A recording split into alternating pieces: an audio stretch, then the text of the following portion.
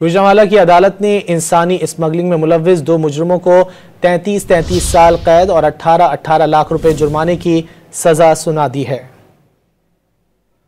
गुजरांवाला से खबर है, इंसानी स्मगलिंग में मुलव्विस 2 मुजरिमों को 33 साल कैद की सजा सुना दी गई।